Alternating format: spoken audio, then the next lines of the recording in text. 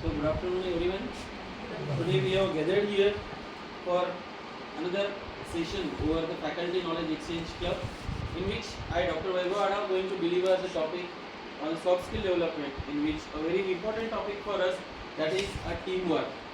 Because teamwork leads the organization as well as the institution towards the excellence, and that's why the teamwork is very important for all of us. So we are starting with this teamwork by observing this video. You can observe the video carefully. What you can learn, you have to tell me.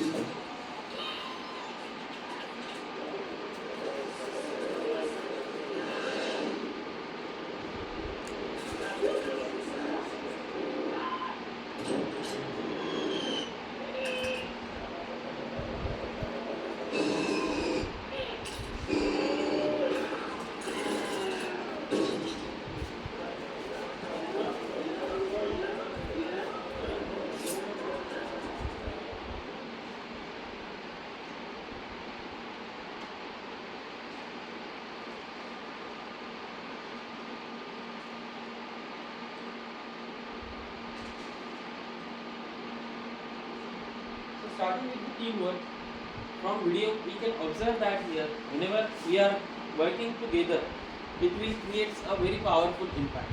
So this powerful impact leads us for the creation and going forward in our upward directions. So that's why this teamwork is quite important. I, Dr. Vaibhav Ada, going to deliver the topic over the teamwork. So this teamwork,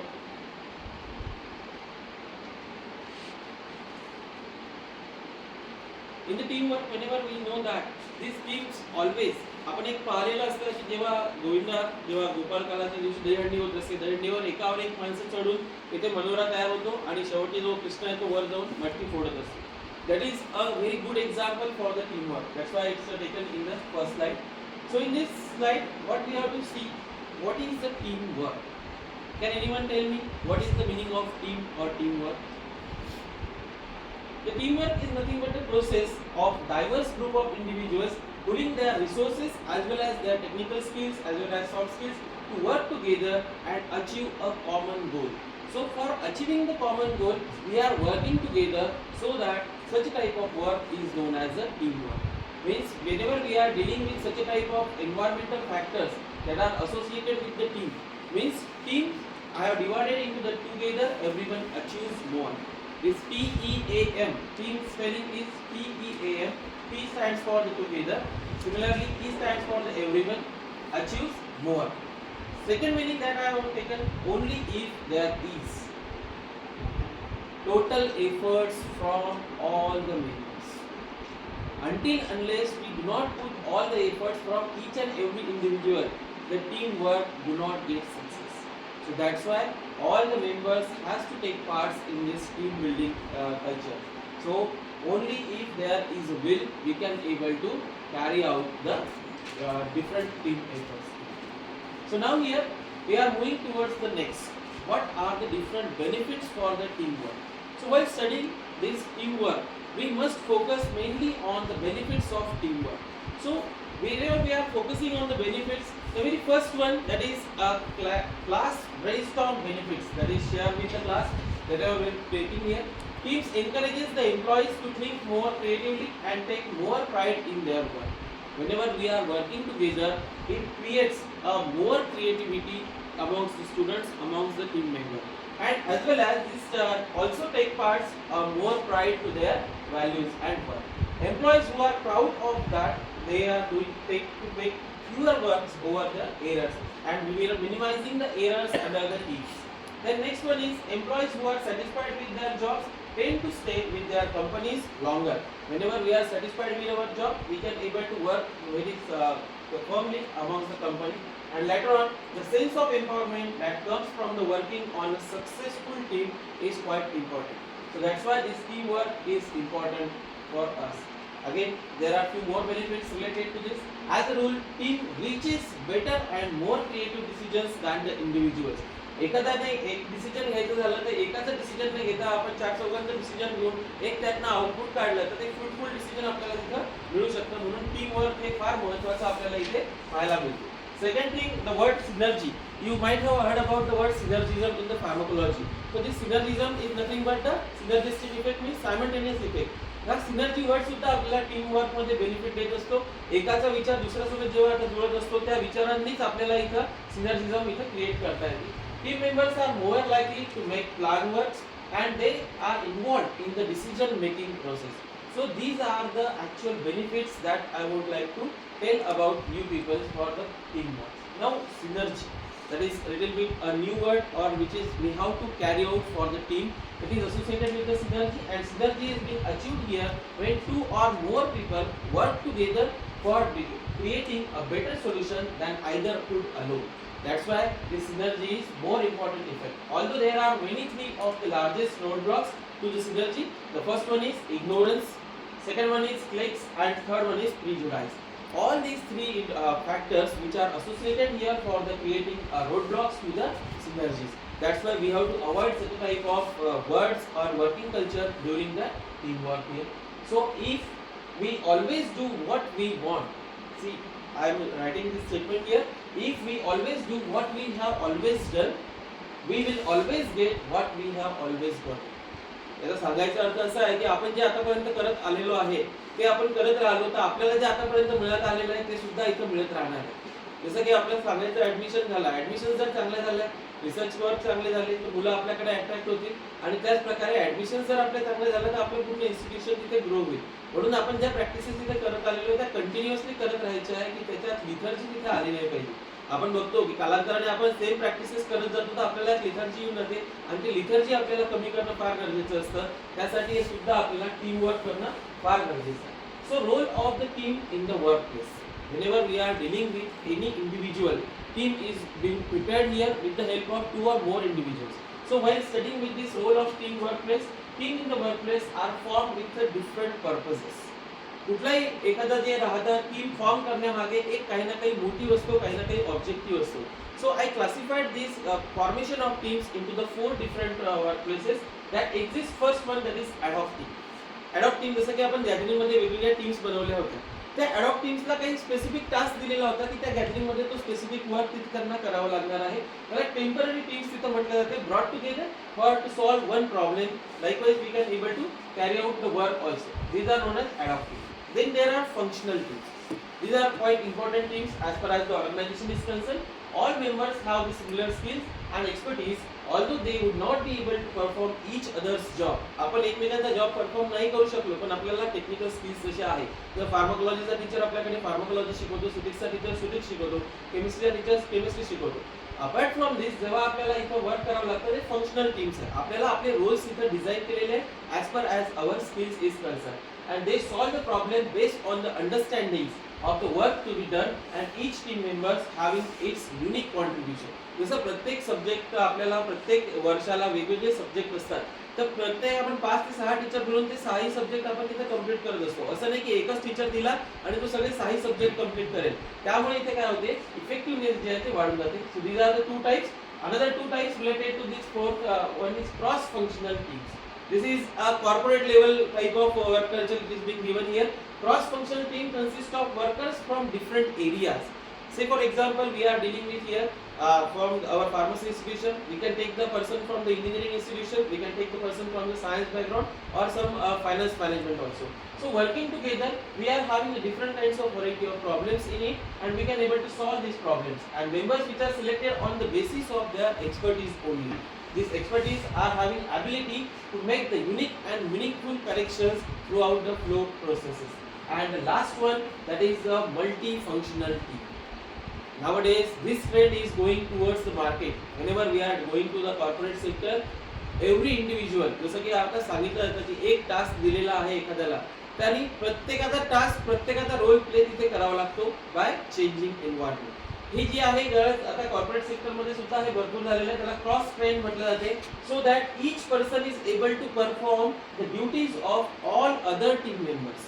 जसं की आज मी इथे नाहीये पण माझी duty दुसरा कोणी perform करू शकला पाहिजे, दुसरा कोणी नसेल त्याची ड्युटी सुद्धा तो परफॉर्म करू शकला पाहिजे, त्याला म्हटलं जाते इथं मल्टी फंक्शनल टीम्स. म्हणजे एक मेंबर आहे, जसं वन मॅन आर्मी असतं तसं हे वन मॅन टीम सुद्धा असू शकते, पण यामध्ये मल्टी फेसेट्स इथे असतात आणि मल्टी फेसेट सोबत असताना सुद्धा आपल्याला या इथं मल्टी फंक्शनल टीम्स मध्ये वर्क करता येऊ शकतं. नेक्स्ट आपण इथं वळूया स्टेजेस ऑफ टीम. कुठलीही टीम फॉर्म होत असते, ती फॉर्म झाल्यानंतर त्याला काही ना काही इथं स्टेजेस मिळत असतात. मग आपण त्याला स्टेजेस मध्ये सुद्धा इथं वेगवेगळ्या स्टेजेस मध्ये टाकलेलं आहे. Team development always evolves with the different kinds of stages. One way to identify these stages is following the set of terms or norms that we are going to say. A very first stage, that is the forming stage. Team form करणं हे सुद्धा एक महत्त्वाचं task आहे आणि त्याच्या मागचा purpose काय हा आपल्याला इथं माहित आहे. Second stage is storming stage, third stage is norming stage and last, that is most important, that is the performing stage. So these types of stages are there for every team. As we are dealing with our college, we have one team here. So we are dealing with the team members. So at these levels, we are forming the teams, forming the different kinds of ideas and norming and normalizing the functioning of each and every members according to the different portfolios, and finally we are performing our duties. So all these are the four stages. We will take it one by one. The very first one, you may get confused about this, that is the forming. So whenever we are dealing with the forming stage, it is basically associated with the known as organizational stage. We have to organize all team members. जसं की आपल्याला एखादी team बनवायची आहे, तुम्ही लगान picture पाहिला असेल. लगान picture मध्ये जेव्हा क्रिकेटची मॅच होत असते, त्या क्रिकेटची मॅच होत असताना कसं तो आमिर खान आपल्याला टीम बनवायला लागतो आणि एक मेंबर त्यातनं तो जमा करायला लागतो. That comes under the forming stage, that is non as organisational stage. At this stage, the team members becomes acquainted and discuss the purpose of team. इथे एक जनरल डिस्कशन चालू असते की टीम का बनवत आहे, what is the purpose of this team, आणि टीमचा काय हेतू राहणार आहे. ह्या सगळ्या गोष्टी इथे असतात. काही नवीन मेंबर असे असतात हौशे की ज्यांना वाटतं की आपल्याला टीम मध्ये घेतलं त्यातच आपण खुश झालेलो. ओके, त्यांचं टीम मध्ये सिलेक्शन झालेलं आहे ते इथे बघावं लागतं. नंतर सम मे फील अनकम्फर्टेबल की मलाच का घेतलं, माझ्यावरच का घेतलं, या टीम मध्ये हे सुद्धा इथे राहतं. पण ही जी लेवल राहते यामध्ये टीम मेंबर्सची, याला म्हटलं जाते फॉर्मिंग लेवल, आणि त्यामध्ये may feel good about the what team can do. This is also one of the factor under the forming stage. So everyone should look at this factors first. Next level, that is stage 2, that is the brainstorming. Storming means you all about herding. Whenever we are getting a different kinds of ideas, that is lack of direction. सगळे जण एकत्र बनलेले आहेत, पण कसं execute करायचं, हे कसं आपल्याला वर्क करायचं हे केव्हा माहित पडणार आहे आपल्याला, एक प्रॉपर डिरेक्शन जेव्हा आपल्याला मिळणार आहे त्या प्रॉपर डिरेक्शननीच आपण तिथे वर्क करू शकतो. That's why this stage is called as a lack of direction stage, that is non as storming. सगळा गोंधळ झालेला असतो तिथे सगळ्यांच्या मध्ये, त्याला ऑर्गनाइज करायचं काम जे आहे ते आपल्याला इथं टीम लीडर कडनं करावं लागतं. So questions, why the team was form. सर्वात पहिला प्रश्न येतो की पर्पज काय आहे. Then find it hard to work together and make decision. आपण हे पाहिलेलं आहे, बऱ्याचशा टीम जेव्हा तयार होत असतात, लगानचं उदाहरण घेतलेलं आहे आपण, तर लगानचं उदाहरण घेऊया. जर टीम तयार झालेली आहे त्यातही बऱ्याच सुरुवातीला वाद झालेले आहे. ही टीम मध्ये मी हे करणार ते करणार, कोणाला रोल तिथं फिक्स नव्हता. त्यानंतर त्यांनी सुरुवात केली.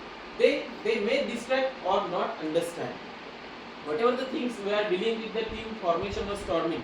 डिस्ट्रॅक्शन्स खूप त्यात येत असतात. प्रत्येक जण तिथे पाय ओढायचा प्रयत्न करतो, बाकीच्या गावातले लोक सुद्धा येऊन त्यांना तिथे डिफिकल्टी क्रिएट करतात की तू काय हे चॅलेंज करून आलेला आहे आणि कशा रीतीने हे चॅलेंज तू करणार आहे. One another thing that I would like to tell you, may have a personality clashes. त्यामध्ये आपल्याला पर्सनॅलिटी क्लॅशेस सुद्धा येत असतात आणि जेणेकरून त्याला लीड होते आर्ग्युमेंट्समध्ये. जेव्हा पर्सनॅलिटी क्लॅशेस, जेवढे ट्रेड्स असतील, व्यक्ती तितक्या प्रवृत्ती म्हटल्या जातात, त्याच प्रकारे प्रत्येकाचा विचार तिथं वेगळा राहतो आणि सायमल्टेनियसली आपल्याला वर्क जेव्हा सोबत करायचं असते, या सोबत वर्क करताना आर्ग्युमेंट्स तिथे होणारच आणि क्लॅशेस सुद्धा तिथे होणारच, आणि त्यामध्ये आपल्याला एकमेकांच्या मागे बोलणारे लोक सुद्धा इथे आयडेंटिफाय करणं गरजेचं असतं. So peoples may talk behind some others, तर ते आपल्याला इथं आयडेंटिफाय करावं लागतं त्या स्टॉर्मिंग लेवलला. Now moving towards the next stage of team, that is norming team. It is also one of the important parameter for the team knowledge आणि यालाच इथे कॅरेक्टराइज आपण केलेला आहे.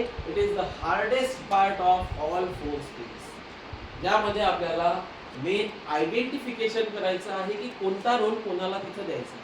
ही लेवल जर तुम्ही केली तर तुम्हाला परफॉर्मन्स मध्ये चांगला इफेक्टिव्हनेस तिथं येत असतो. म्हणून at this stage the team members begins to work together and leader gets emerge.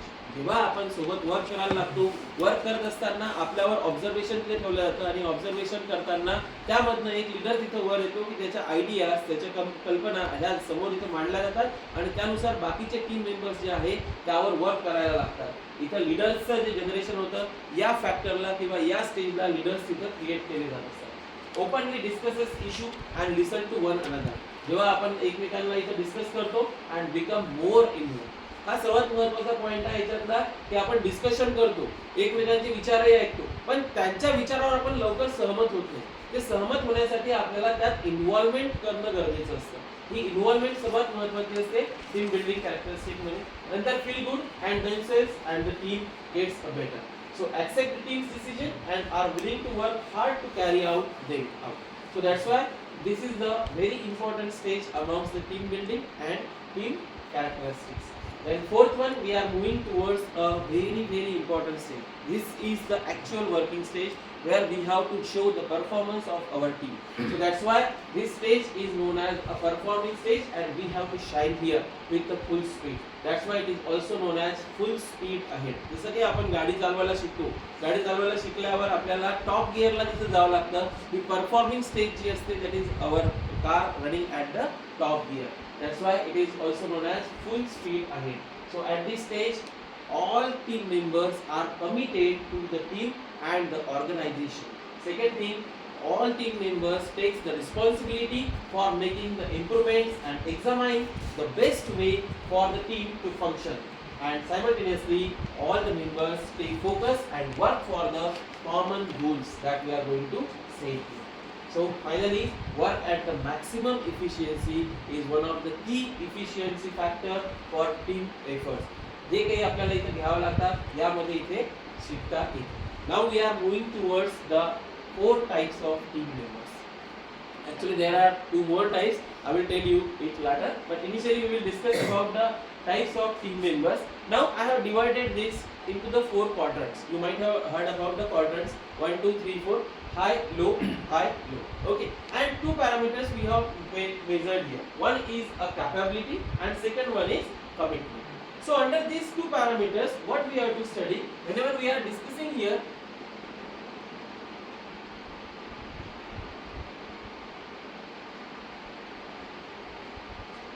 so we will start with the low capability, low commitment. Okay, these persons are named as the C person. या पर्सनला आपण काय म्हटलं? C person. या category मध्ये आपण म्हटलेलं आहे की ज्या टीम मेंबरचं कमिटमेंट पण नाहीये आणि कॅपेबिलिटी पण नाहीये. असे जे टीम मेंबर जर आपल्या टीम मध्ये असतील तर सर्वात पहिले त्यांना आयडेंटिफाय करायचं आहे आणि आयडेंटिफाय केल्यावर त्यांना 1 किंवा 2 चान्स द्यायचे. ते काय करायचे मी पुढे सांगतो, पण पहिले तुम्हाला 4 टाइप सांगून देतो याची. सेकंड जो टाइप आहे that is high commitment but low capability. Second type कोणता आहे याच्यातला? High commitment but low capability. Capability कशी याची? लो आहे, कार्यक्षमता कमी आहे पण कमिटमेंट खूप जास्त आहे. This is second category. ही फर्स्ट कॅटेगरी आपण म्हणू, this is second category. Now third category is having a very high capability but very low commitment. Commitment कसं आहे याचं? लो आहे. कमिटमेंट आपण इथं हॉरिझॉन्टल घेतलेलं आहे आणि कॅपेबिलिटी जी आहे ते व्हर्टिकल घेतलेलं आहे. इथे याचं कॅपेबिलिटी खूप हाय आहे पण कमिटमेंट जे आहे ते low आहे. That is your third category that we have to discuss. And fourth one, that is a very high commitment and very high capability. This is the fourth category. In the team, we must have this fourth category people. Do you agree with me? So these type of people, would you think all the members are having the high capability and high commitment? No. We never get such a type of person. Apart from this ratio, we are having only 20% of people comes under this category amongst it. Okay, remaining percentage we have to divide into these 4 types of 3 types of people. Say for example we are starting with the first. Okay, first आपण start करत आहे low capability low commitment. असे काही आपल्याला उदाहरणं असतात की ज्याच्यात कार्यक्षमता पण नसते आणि कमिटमेंट नावाची गोष्टच नसते. मग असे लोक आपल्याला पहिले आयडेंटिफाय करायचे आपल्या टीम मध्ये कोण आहे. त्याला एक संधी द्या, त्याला एक टास्क द्या, तो टास्क दिल्यावर तो कम्प्लीट करतो की नाही ते बघा. आणि तो टास्क दिल्यावर तो टास्क चेंज करतो, चेंज केल्यानंतर स्वतः त्यात बदल होतो का ते बघा. जसं की त्याला कॅपेबिलिटी असेल, एखादा टास्क दिला असेल, तो टास्क परफॉर्म करताना त्याची कॅपेबिलिटी थोडीशी वाढते. ती थोडीशी कॅपेबिलिटी वाढत असताना त्याचं कमिटमेंट कसं आहे हे आपल्याला ऑब्झर्व करावं लागतं. आणि हे कमिटमेंट ऑब्झर्व करत असताना आपल्याला या प्रकारचे मेंबर्स जे आहेत ते आयडेंटिफाय करायचे. एक चान्स दिला, त्यात त्याचं थोडंसं कमिटमेंट वाढलं, त्याला दुसरा पण चान्स द्या, तो आणखी त्यात इम्प्रूव्ह करत असेल. पण दुसरा चान्स दिल्यावर जरी त्याची कमिटमेंट तिथे वाढलं नाही किंवा कॅपेबिलिटी त्याची वाढवली नाही, in third stage you just fire out. त्याला तुमच्या टीम मधनं इथं बाहेर काढून टाका, तुमच्या टीम मध्ये त्याला ठेवू नका. अशा प्रकारचे लोक जे आहेत हे अप्रॉक्सिमेट 20% आपल्याला प्रत्येक टीम मध्ये इथं पाहायला मिळत असतं. तर हे आयडेंटिफाय करणं आपलं एक टीम लिडरचं काम तिथे असतं. सेकंड कॅटेगरीमध्ये येऊया आपण आता इथे, ज्यामध्ये कमिटमेंट खूप हाय आहे. ही कॅटेगरी खूप इंटरेस्टिंग आहे. कमिटमेंट खूप हाय असतं पण कॅपेबिलिटी काहीच नसते. कमिटमेंट म्हणजे यामध्ये मला सगळ्याच गोष्टी कव्हर करायच्या, ज्यात तुम्हाला जबाबदारी आहे, त्यात प्रेम पण आहे, त्यात अफेक्शन पण आहे. आपण जे काही इथं टीचर्स बद्दल म्हणतो किंवा एखाद्या लीडर बद्दल म्हणा, त्यांना खूप गोष्टी इथं अटॅचमेंट त्यांच्याशी असते. या कॅटेगरीमध्ये रिलेटिव्स पण खूप सारे आहेत. कमिटमेंट मध्ये काय राहतात की हा माझा रिलेटिव्ह आहे, मी माझा बॉस आहे ना, तर माझा रिलेटिव्हला मी माझ्या इथे घेऊन घेतो. त्याला कार्यक्षमता आहे की नाही तो भाग निराळा, तो किती कॅपेबल आहे तो भाग निराळा, पण तो माझ्या जवळचा आहे म्हणून मी काय करणार आहे, त्याला इथे माझ्या जवळ इथे कंपनीमध्ये माझ्या टीम मध्ये घेणार आहे. अशा प्रकारचे जे लोक असतात की जे जवळचे असतात, त्यांच्याबद्दल जिव्हाळा असतो, ते लोक येत असतात या कमिटमेंटमध्ये. त्यांची कमिटमेंट एवढी असते की ती कमिटमेंट देत असताना ते माझ्या घरचं पण काम करून देतात.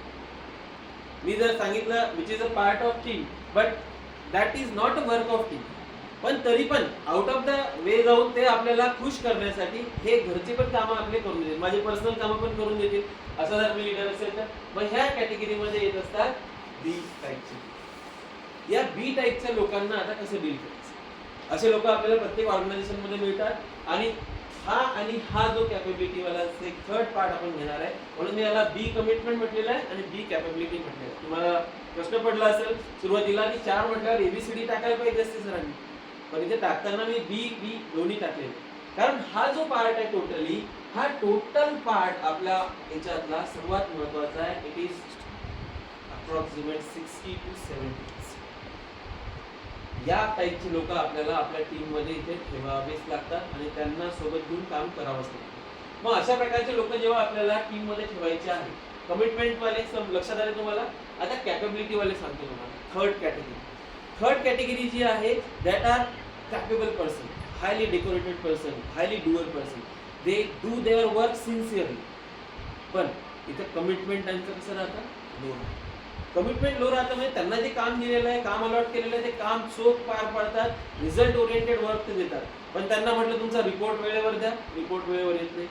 प्रॉपरली तुम्ही रिपोर्टिंग करा आम्हाला, ते रिपोर्ट करता येत नाही. तुम्हाला म्हटलं वेळेवर या, वेळेवर येत नाही. तुम्हाला जसं क्लासवर जायचं म्हटलं वेळेवर क्लासला जा, वेळेवर क्लास घ्या, अटेंडन्स घ्या, प्रॉपरली एंट्री करा. जसं आपण वर्क करतो तसं त्यांना सुद्धा वर्क दिलं राहते. मग अशा प्रकारचे लोक जे राहतात त्यांचं सिन्सिअरली वर्क करत राहतात, पण त्यांचं कमिटमेंट शून्य का राहतं की त्यांना अफेक्शनच नाही आपल्या ऑर्गनायझेशन बद्दल, त्यांना अफेक्शनच नाही आपल्या टीम बद्दल. मग अशा प्रकारची जी कॅटेगरी आहे ती पण तिथे आपल्याला बघायला मिळत असते. म्हणून या दोन कॅटेगरी ज्या आहेत ह्या सायमल्टेनियसली आहे. यांना त्यांच्या बॉसची काहीच घेणं नसतं.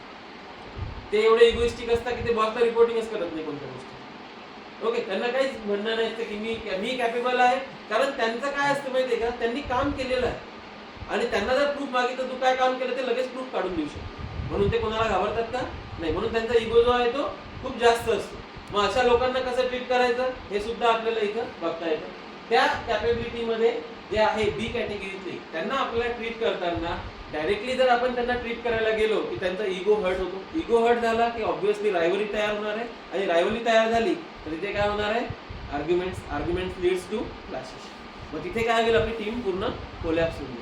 कारण आपल्याला मेन फोकस जो करायचा असतो ऑर्गनायझेशनला या बी कॅपेबिलिटी पर्सनवर करायचा असतो, because these are the result oriented person. हे काय करतात, ऍक्च्युअल वर्क करणारे लोक असतात. पण त्यांना काही घेणं नसते की मी रिपोर्ट करीन नाही करीन, मी काम केलं रिझल्ट दिलेला. ओके, अशा प्रकारचे जे लोक आहेत ते या कॅटेगरीत येतात. त्यांना काही घेणं देणं नाही कोण बॉस काय म्हणेल काय काय. मग यांना डील करत असताना आपल्याला कशा रीतीने डील करायची आहे की यांना आपल्याला instead of getting hurting their ego or crossing them we should give the challenges to them. अशा लोकांना आपल्याला काय करायचं आहे, चॅलेंजेस द्यायचे. त्यांनी काम केलेलं आहे त्याला आपल्याला कुठे आणायचं आहे, आता हाय कमिटमेंट लेवलला आणायचं. हा जो ए कॅटेगरीत त्याला प्रमोट करायचं. मग प्रमोट करताना आपल्याला या गोष्टींवर वर्कआउट करावं लागणार आहे की आपण याला प्रमोट कसं केलं गेलं पाहिजे की जेणेकरून हा बी मधला बी कॅपेबिलिटी मधला, बिकॉज ही इज कॅपेबल, त्याला जर काढून टाकलं तर आपल्या इंडस्ट्रीचा परफॉर्मन्स वाढणार आहे का, प्रोडक्शन प्रॉपरली होणार आहे का, रिझल्ट आपल्याला चांगले मिळणार आहे का, नाही. म्हणजे दिस इज अ की फॅक्टर. जो थर्ड वन आहे हा कोणता आहे, की फॅक्टर आहे. याला जर काढलं तर आपला परफॉर्मन्स एकदम कमी होऊन जाईल. कारण हे 20%च आहे आणि 60% मध्ये ह्या दोन कॅटेगरी, या दोन कॅटेगरीला मेनली आपल्याला सोबत घेऊन हा आपल्याला वर जावं लागतो. हे 10% असू शकतात, आपण 20% पर्यंत इथं कॅल्क्युलेट केलेले आहे. पण ह्या 60%ला जर आपण चांगलं परफॉर्मन्स इथं बनवलं तर या 60% वर आपल्याला मेनली इथं फोकस करावा लागतो. राहिला प्रश्न चौथ्या कॅटेगरीचा, ज्याला आपण ए कॅटेगरी पीपल म्हटले, these are highly capable, highly committed to their work. त्या लोकांना काही सांगण्याची गरज नाही. त्यांचं डेडिकेशन, त्यांचं अफेक्शन सगळं त्या ऑर्गनायझेशन प्रती पूर्णतः चांगलं असतं. ते त्यांना वर्क दिलेलं पूर्ण करतात. जे वर्क त्यांच्या इथं आहे असाइन केलेलं ते तर करतात. सोबत जे ऑर्गनायझेशनसाठी चांगलं वर्क आहे ते सुद्धा ते सोबत तिथे करत असतात. आणि कमिटमेंट त्यांचं ऑर्गनायझेशन बद्दल एवढं असतं की त्यांना कोणाला असं मोटिवेट करण्याची गरज पडत नाही. ते स्वतःहून पुढे जातात आणि त्यांचं वर्क तिथे करत असतात. मग आता प्रश्न आहे आपल्याला बी कॅटेगरी, त्यात हायली कॅपेबलही आहे आणि हायली कमिटेड पण आहे. मग आता हायली कमिटेड जे लोक आहे, या हायली कमिटेड लोकांना कॅपेबिलिटी आपल्याला बनवायचं आहे. म्हणजे यांना सुद्धा आपल्याला इथं आणायचं आहे आणि यांना सुद्धा आपल्याला इथं आणायचं आहे. मग आता या दोघांच्या आपल्याला मोटिव्ह चेंज करायचे. याची कॅपेबिलिटी चांगली आहे तर त्याचं कमिटमेंट चांगलं आहे. मग याची कॅपेबिलिटी बनवायसाठी आपल्याला काय करावं लागेल, we must give training for this people. याला काय द्यायचं, आपल्याला ट्रेनिंग द्यायचंय. ट्रेनिंग दिल्यावर हे लोक चांगलं काम करू शकतात का त्याच्यावर ऑब्झर्व करायचं. त्यांना सपोर्ट करा, त्यांना एनकरेज करा. त्यांना एनकरेज केल्यावर हे जे वर्क जर सुधारत असेल तर ठीक आहे, त्यांना परत सेकंड चान्स द्या. सेकंड चान्स दिल्यावर तुम्ही जर हा वर्क करण्यात तत्पर नसेलच, तुम्हाला रिझल्ट भेटतच नसेल, then you can fire that member from your, त्याला सुद्धा टीम मधनं इथं काढून. राहिला प्रश्न आता third category, that is B who is a highly capable. त्याला जर आपण थांबवलं तर आपलं प्रोडक्शन मधून होऊन जाईल. आपल्याला जे रिझल्ट्स मिळत आहेत जास्तीत जास्त पर्सेंटेज मध्ये ते सुद्धा इथे थांबून जाईल. मग याला कमिटमेंट कसं द्यायचं, याला कमिटमेंट देत असताना आपल्याला याला चॅलेंजेस द्यावं लागणार आहे आणि या चॅलेंजेस मधनं याला आपल्याला कॅटेगरी ए कडे इथं वळवावं लागणार आहे. So all these efforts we have to take as a team leader towards the team member so as to motivate these 60% people from B category towards the A category by giving their perks, by giving their advantage, by encouraging them. यांना गरज असते encourage करण्याची. जे capable people आहे ना त्यांना गरज असते एनकरेज करण्याची. आता राहिला प्रश्न ए कॅटेगरीचा, जो सर्वात शेवटचा. They are highly decorated, highly doer and they are highly performing their works with a consistency as well as their high commitment.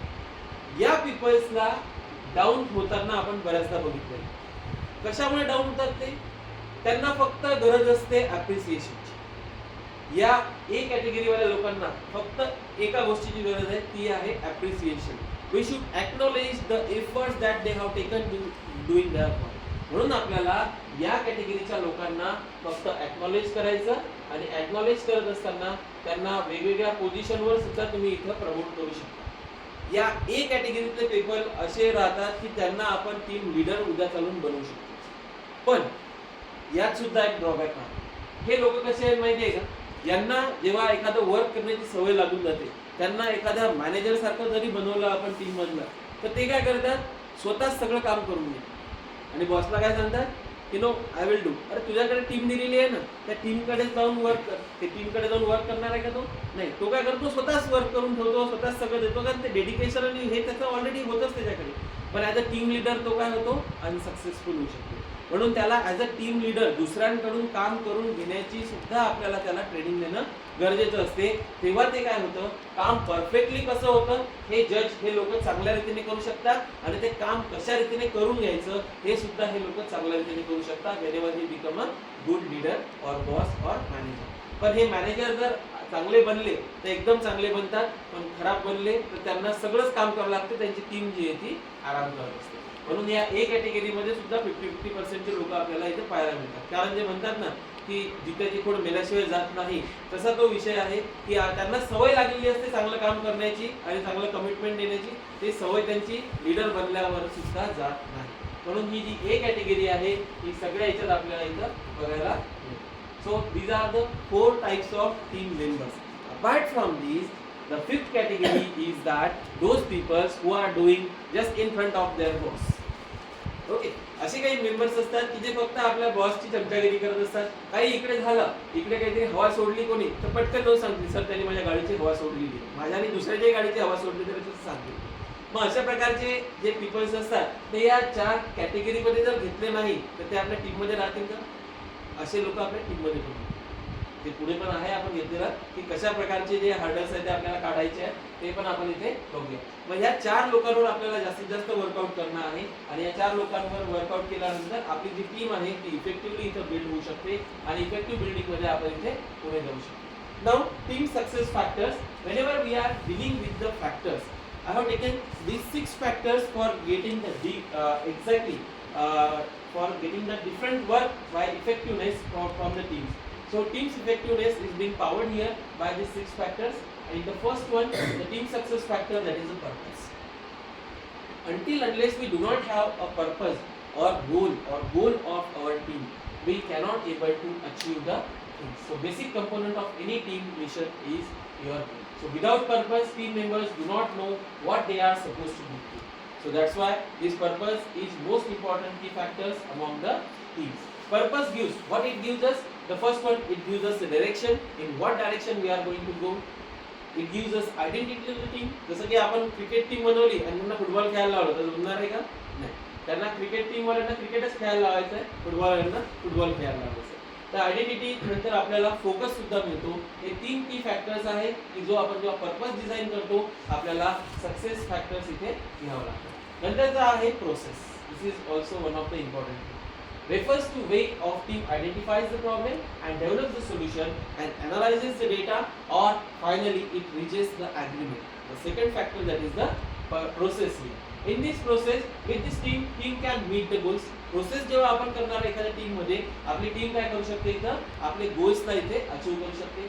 Then second thing, a team members can makes the decision. That is also one of the key important role here. And third one, plan and organizes its work. So these are the factors by which we can able to solve the problems. या तिन्ही factors मिळून आपण काय करू शकतो, problem तिथं solve करू शकतो. The third factor is communication. This is the key factor that I focus on the all stages. Until unless we do not communicate properly amongst the team will never get the effective results. जोपर्यंत आपल्या टीमचं कम्युनिकेशनच चांगलं राहणार नाही, आपल्या feelings, आपल्या ideas जर एकमेकांच्या सोबत आपण शेअर केल्या नाही, प्रॉपरली कम्युनिकेट केल्या नाही, कम्युनिकेट केल्यावरही त्या समोरच्याला समजलं नाही, त्यांनी विचारलं नाही की मला समजलंच नाही, तर टीम इफेक्टिव्हली वर्क करू शकते का? नेव्हर. म्हणून आपल्याला इथं कम्युनिकेशन हे फार महत्त्वाचं राहतं. So when team members communicate effectively, they can achieve or encourage the corporation amongst themselves. Corporation त्यात वाढतं. Then promote the continuous improvement amongst the team. Due to this, their efforts will reach to the high level. And finally, help to prevent and resolve the conflicts of any between the teams or amongst themselves. So this is the way by which the third factor, that is communication, is being involved. Then fourth factor is commitment. जसे की आपण commitment graph आणि capability graph पाहिले, तर तुम्ही जोपर्यंत 100% commitment तिथे देत नाहीये, तुमचं एफर्ट्स 100% लावत नाहीये, तोपर्यंत तुम्हाला कुठल्याच याच्यात रिझल्ट मिळणार नाही.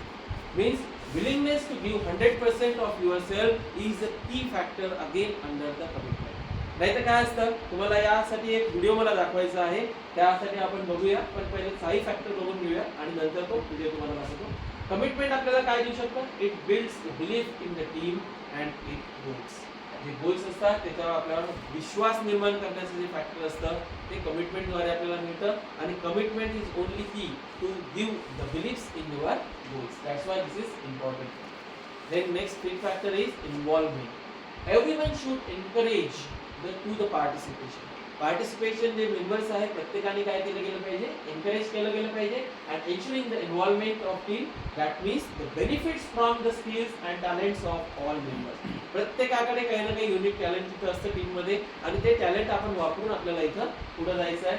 अँड व्हॅल्यूज इंडिव्हिज्युअल्स डिफरन्सेस, प्रत्येकामध्ये काही ना काही डिफरन्स आहे. आपण सगळे सोबत आहोत इथं, प्रत्येकाकडे काही ना काही क्वालिटीज आहेत. त्या क्वालिटीज आपल्याला त्यातनं आयडेंटिफाय करायच्या आहे विथ द हेल्प ऑफ स्वॉट अनालिसिस. सगळ्यांना माहितीच आहे आपण स्वॉट अनालिसिस कसं करतो ते, आणि त्यावरून आपण इथं टीम बिल्ड करू शकतो. And encourages the input that may help to meet our goals or to solve our problems. So the last factor we are moving, that is also the important one, that is trust. याला मी सर्वात जास्त मानतो आणखी की जर तुमचा trust नसेल तुमच्या टीममेटवर तर तुमची टीम तुमच्या गोल्स पर्यंत पोहोचू शकत नाही, किंवा पोहोचेल तरी लडखडत तिथपर्यंत पोहोचेल. म्हणून ट्रस्ट हा सर्वात महत्त्वाचा फॅक्टर आहे among the team members. That's why this is having the expectations and assumptions about the each other. It is your belief that team members will live up to their promises. जे काही promises, जे काही commitment तुम्ही केलेलं आहे ते पूर्णतः तुम्हाला इथे करायचं. मग आता ट्रस्ट जेव्हा राहतो, ट्रस्ट काय देऊ शकतो आपल्या टीमला, इट टेक्स द रिस्क. जेव्हा आपला ट्रस्ट राहतो आपण कुठलीही रिस्क घेऊ शकतो, being boss, being a team member, की नाही मी ही जे करत आहे हे चुकलं तरी माझे जे मेंबर्स आहे मला सांभाळून घेतील, प्रॉपरली ते ट्रीट करतील आणि प्रॉपरली आपल्याला वे आउट सुद्धा त्यातनं काढून देऊ शकतील. पण हा ट्रस्ट केव्हा निर्माण होईल की मला एखादी गोष्ट करायची आहे तर मी माझ्या 4 मेंबर्स सोबत ते डिस्कस करेल. टीमच्या डिस्कस केल्यावर त्यातनं ifs and buts, cause and calls आपल्याला काढायचे आणि त्यानंतर इथं मूव्ह करायचं. हा आपल्याला लॅकुना राहतो की जे आपण करत नाही. Try new ideas. ज्या नवीन नवीन आयडियाज आपल्याला राहतात त्या नवीन नवीन आयडियाज आपल्याला इम्प्लिमेंट करावे लागणार आहे जेणेकरून आपली टीम जी आहे चांगली इथे होऊ शकते. And take greater initiatives. आपल्याला इनिशिएटिव्स घेण्यासाठी इथं मदत होत असते. Whenever we are having this 6 factors for the success factors for the team. So teams can be constructive or destructive. तुम्हाला माहिती आहे की टीम जेव्हा बनत असते ही टीम कन्स्ट्रक्टिव्ह वर्क सुद्धा करू शकते आणि डिस्ट्रक्टिव्ह वर्क सुद्धा करू शकते. इव्हन मेंबर्स सुद्धा तसेच असतात. प्रत्येक टीम मध्ये आपल्याला काही कन्स्ट्रक्टिव्ह मेंबर्स असतात, त्याचं पर्सेंटेज जे आहे ते जास्त असतं. पण डिस्ट्रक्टिव्ह पीपल जे असते ना फार कमी असतात. ते सुद्धा आपल्याला इथं आयडेंटिफाय करायचं, जे येत असतं आपल्या सी कॅटेगरीमध्ये. त्याचं लो कमिटमेंट आहे आणि लो कॅपेबिलिटी आहे, पण ते फक्त लगेने इकडून तिकडून लागून आलेले आपल्यासोबत टीम मध्ये असतात. म्हणून त्यांना नाईलाज असतो आपल्याला घ्यावं लागतं की आपले जे सुपेरियर्स आहेत त्यांच्या नाईलाज असतो आपल्या टीम मध्ये आले. पण तो जर कन्स्ट्रक्टिव्ह वर्क जर डिस्ट्रक्टिव्ह वर्क जर करत असेल तर त्याला डिस्ट्रक्टिव्ह वर्क मधनं त्याला कशा रीतीने आपल्याला करायचं आहे तर त्याला मी 765 असा फॉर्म्युला आहे. 765 आपण त्याला म्हणत असतो. तर त्या फॉर्म्युल्यामध्ये आपण याला इथे घेणार आहे. So first we will discuss about the 7 constructive team members role. त्यात सर्वात पहिला जो रोल आहे that is information giver or seeker. हा काय करत असतो, it provides or seeks data from all the intelligence, evidences, experiences. हा कलेक्ट करतो, त्यातला काय प्रॉब्लेम आहे ते इथं पाहायला जातो and complete the task efficiently. Second category जी आहे कन्स्ट्रक्टिव्ह टीम मेंबरची, he is a opinion giver. तो स्वतःचं ओपिनियन तिथे मांडायला प्रयत्न करतो आणि तो तिथं ओपिनियन सीकर सुद्धा आहे की माझं काय चुकत आहे ते तुम्ही सांगा, त्यात काय इम्प्रूव्हमेंट करता येईल ते तुम्ही सांगा माझ्या वर्कमध्ये. जेव्हा तुम्ही असं समोरच्यांना विचारता that is opinion giver as well as seeker. तुम्ही दुसऱ्यांना ओपिनियन सुद्धा देता आणि घेता सुद्धा. So give and take policy should be working here that states his beliefs and attitudes and judgements or seeks those for the others. Then third one is elaborator. Third factor जो आहे that is एलॅबोरेटर. हा काय करतो की नेहमी एखादी गोष्ट difficult वाटणारी टीम मेंबरला सहज सोप्या भाषेत समजून सांगत असतो आणि हे समजून सांगत असताना त्याचे जे एक्झाम्पल्स द्यायचे असते, इलुस्ट्रेशन द्यायचे असतात, जे काही अनालॉजीज असतील किंवा काही त्याचा एक्सपिरियन्स त्याच्यात तो लावत असतो आणि सगळ्यांना ते क्लॅरिफाय करतो. दुसऱ्यांच्या आयडियाज सुद्धा तो क्लॅरिफाय तिथं करत असतो. Fourth one is reviewer. Reviewer काय करत असतो आपल्याला माहिती आहे. Reviewer always summarises all the things that we are going to do. Whatever the issues are necessary, all the issues are being summarized with the help of reviewer. Then next one is encourages or inspire. Those people who always encourages other people, these are also the constructive people.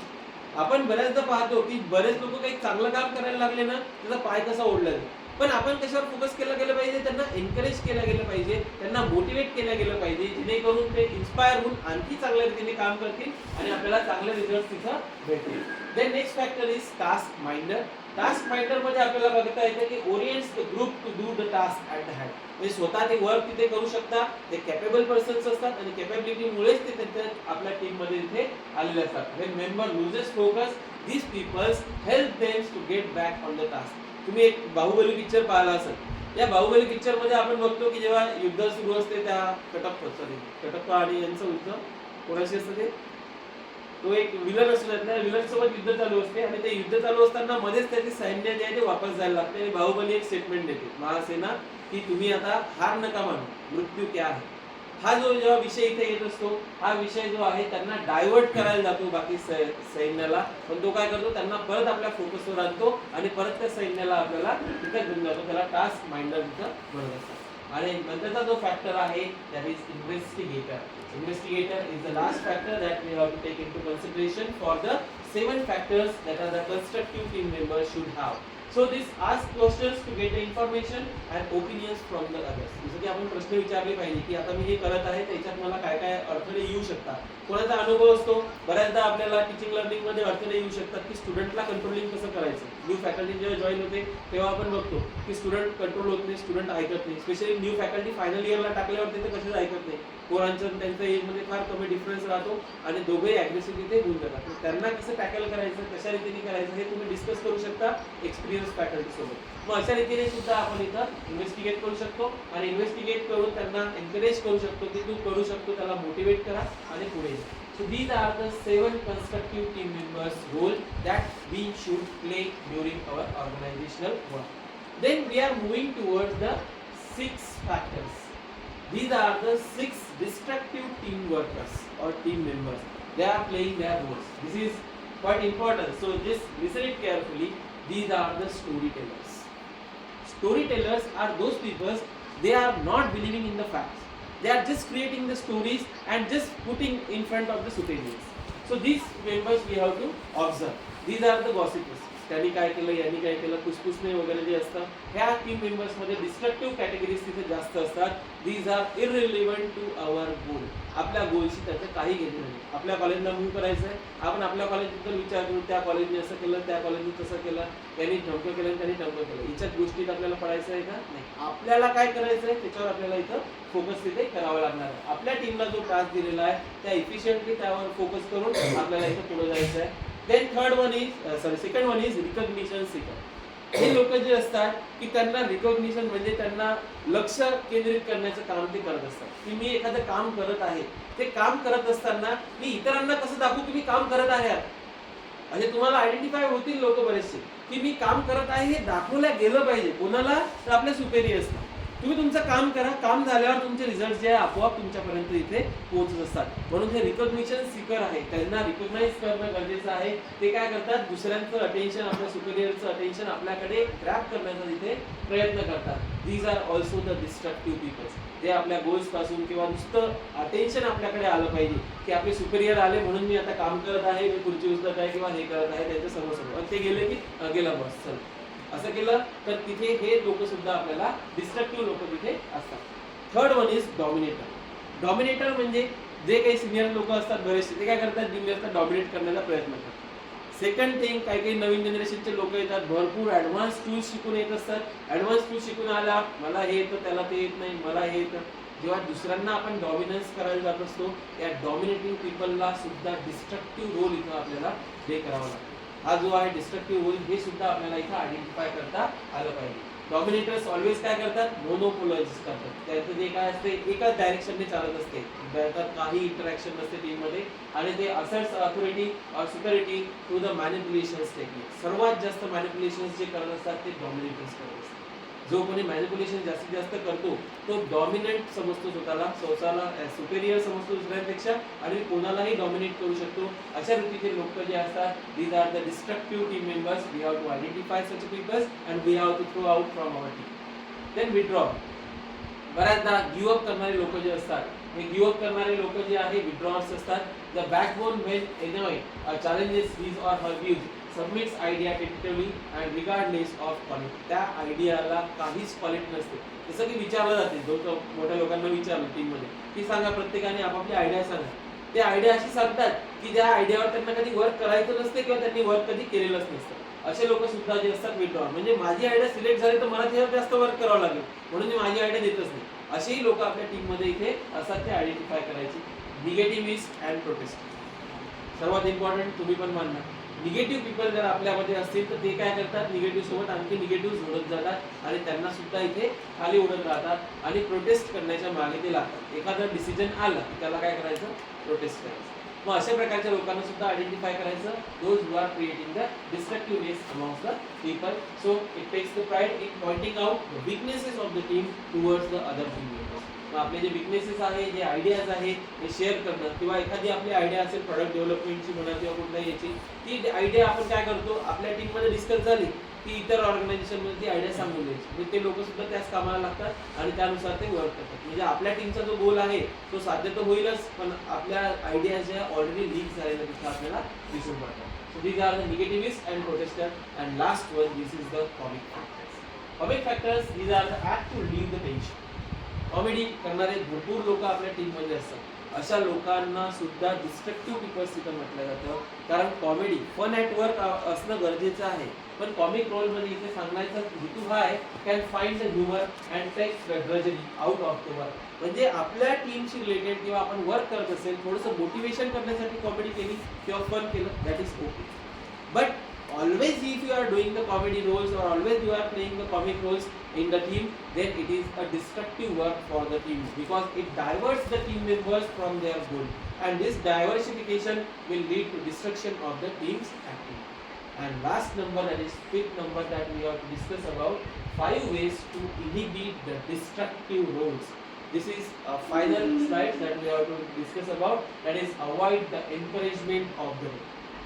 जेव्हा आपल्याला इथं team members often encourage the destructive role, एखादा destructive people जर तुम्हाला find out झाला आणि त्याला आपल्या लीडर एन्करेज करत असेल, तर that encouragement must be stop from the leader as well as the team members. Team मेंबर्सकडनं सुद्धा त्याला एन्करेजमेंट इथं भेटलं नाही पाहिजे. एखादं कॉमेडी करत असेल, हा तू मस्त कॉमेडी करतो, छान करतो, आम्हाला मजा येते, कशाला एन्करेज करतो. कॉमेडी आपल्याला काय करते, डायव्हर्ट करतो. मग अशा लोकांना अवॉइड करा, एन्करेज नका करू त्या गोष्टीसाठी. Second thing, focus on the task. जो आपण टास्क घेतलेला आहे त्या टास्कवर फोकस करणं फार गरजेचं आहे. A member can direct the team by saying something like we need to try and get it done. आपल्याला ह्या गोष्टी ट्राय करणं गरजेचं आहे आणि त्या आपल्याला पूर्ण करून घ्यायच्याच आहे. Anyhow then ask yourself, what am I doing support the destructive role. So destructive रोलला आपण कसं सपोर्ट करणार. So beginning judgement may cause a withdrawer or negativist role to emerge. Avoidance of the task, जे टास्कला avoid करतात त्यांना सुद्धा आपल्याला बाहेर काढायचं आहे. Non involvement in the task, जेव्हा आपली नॉन इन्व्हॉल्वमेंट राहते किंवा एपथी राहते, ते सुद्धा आपल्याला इथे बाहेर करायचं आहे. And finally it may allow the dominator role to the emerging. And this by changing the dynamics of the situation we can able to ask yourself. And finally the use of humour. Fourth one, that use of humor, that is destructive role can cause the frictions on the team, and use humor to relieve the tension and to change the course direction back to the task. आपल्याला ह्या sense of humour वाले लोक जे आहे वापरायचे आहे, ते आपलं वर्क जे इफिशियंटली कशा रीतीने स्मूथली वर्क होईल. आता जो जमाना आहे हार्डवर्क करण्याचा नाही राहिलेला, हा जमाना कसा आहे आता स्मार्ट वर्कचा आलेला आहे आणि आपल्याला स्मार्टली वर्क करून इथे पुढे जायचं आहे.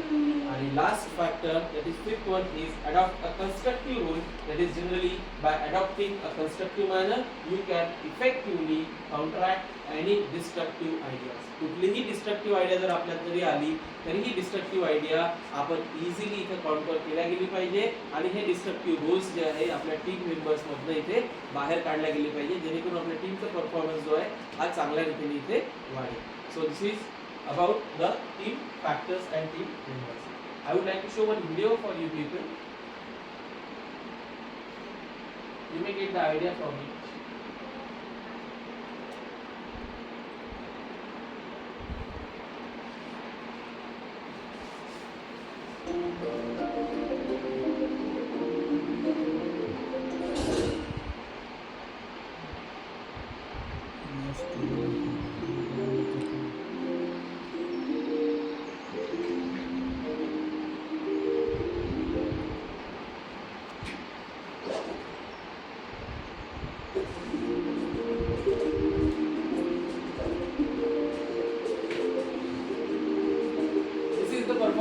हा एक ऍक्च्युअल परफॉर्मर आहे जो आपण म्हणतो की ए कॅटेगरीचा पर्सन.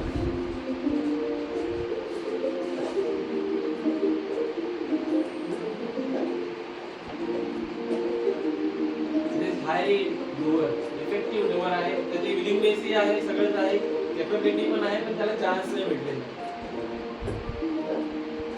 पुढे चालून तो सुद्धा ए कॅटेगरी तिथे जाऊ शकतो. कॅपॅबिलिटी कॅटेगरी जी आहे बी. तुम्ही बघा आणि तुम्ही सांगाल मला नंतर.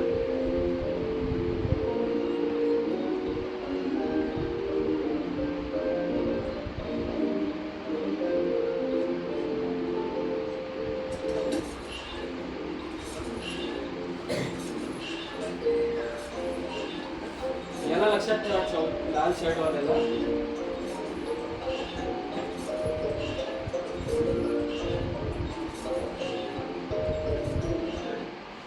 आणि हा शेवटचा 5वा कॅटेगरी. आपला जो गाडा चाललेला आहे त्याला थांबवायचं कसं, रोखायचं कसं, याचा पण त्याच्याकडे असतो.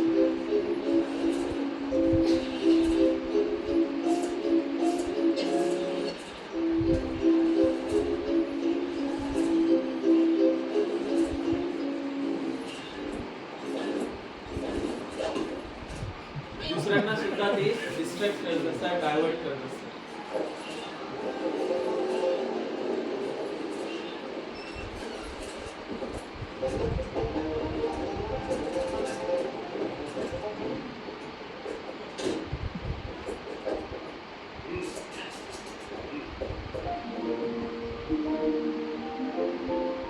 काम करण्याची मानसिकता ही कशी डिफरन्शिएट करते या आपल्याला या कार्ड व्हिडिओ मध्ये शिकायला भेटतं. आणि या कार्ड व्हिडिओ मधनं आपण असं बघतो की सगळे जेव्हा कामाला लागतात, आपल्या गाडीला जे स्ट्रगल कंपनी होती त्याला नो स्ट्रगल कंपनी इथे झालेलं इथं दिसून येतं. जे काही स्ट्रगल्स किंवा जे काही आपल्याला फॅक्टर्स होते ते आपण ओव्हरकम करू शकतो. Whenever we work together, we work in a team together. This is the important message that I would like to tell you about you people. Again, moving towards our PPT.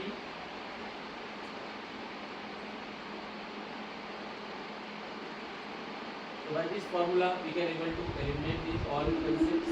These are the 5 factors. So that's all from my side. If you have any question, feel free to ask anything. Thank you very much.